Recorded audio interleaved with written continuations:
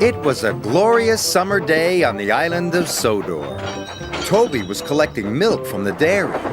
James was pulling passengers to Brendam docks.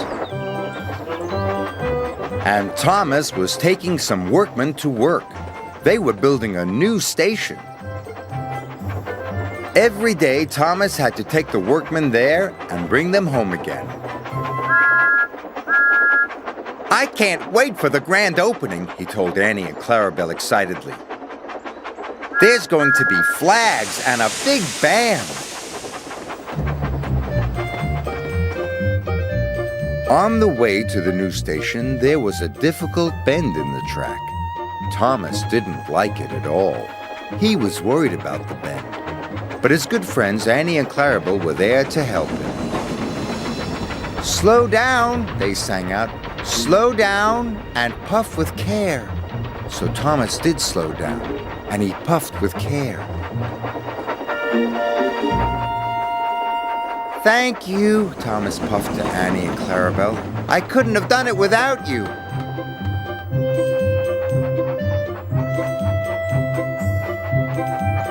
Thomas arrived safely at the station.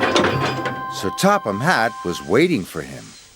"Today, Annie and Clarabel are to go for their refit," he told Thomas. "You must take them to the workshop straight away." "But how will I take the workmen home?" asked Thomas. "You can use ordinary coaches instead," said Sir Topham Hatt. "Yes, sir," said Thomas, and he puffed away to the workshop.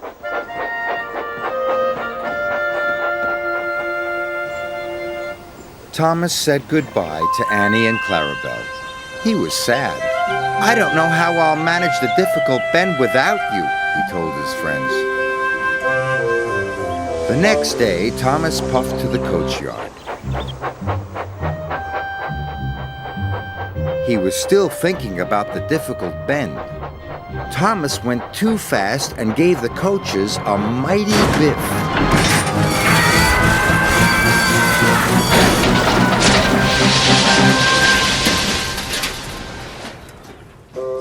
Cinders and ashes. Coaches rolled along the line and bumped into James. "Watch what you're doing!" James snorted. "Sorry," Thomas puffed. Thomas was missing Annie and Clarabel. He would never have biffed into them. Soon Thomas was on his way to pick up the workers at the new station. Difficult bend, he puffed nervously.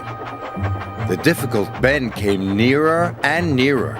Thomas was supposed to slow down, but he wanted to get past the bend quickly. So Thomas went faster and faster. The coaches rattled and shook. Soon be over, Thomas said to himself. And soon it was. Whoa!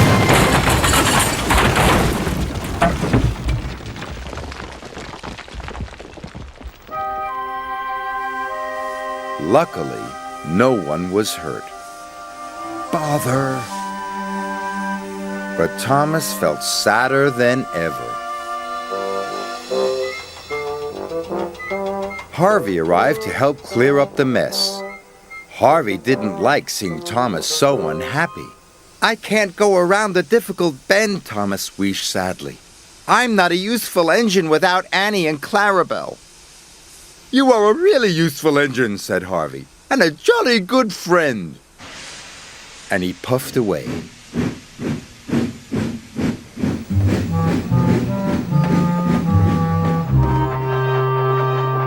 Thomas trundled slowly back to Tidmouth's sheds.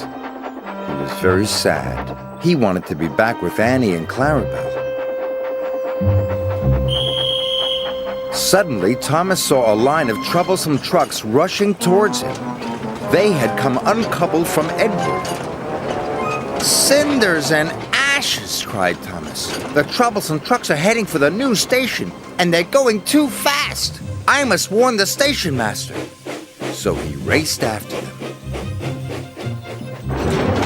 The troublesome trucks clattered along the track. Thomas was determined to save the new station, so he dashed after the runaway trucks. Thomas went faster and faster. He raced past the troublesome trucks, but he was nearly at the difficult bend.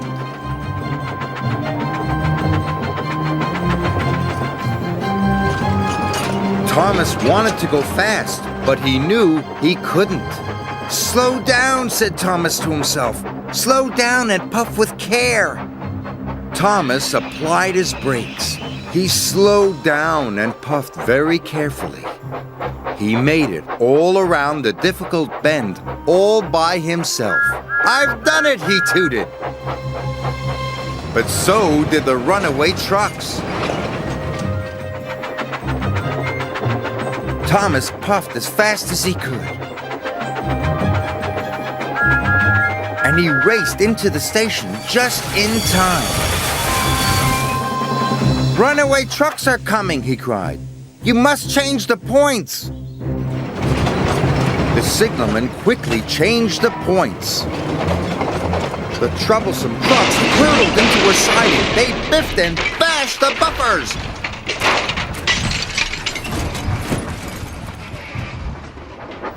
But the station was safe.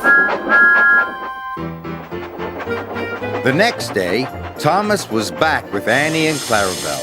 They were going to the grand opening of the new station. They chuffed along happily together. And when they came to the difficult bend, Thomas slowed down and puffed with care. The difficult bend wasn't difficult anymore.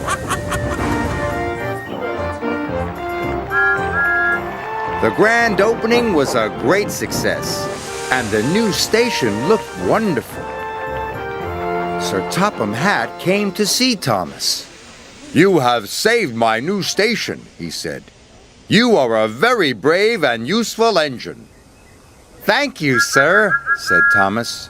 He was so proud it made his firebox glow.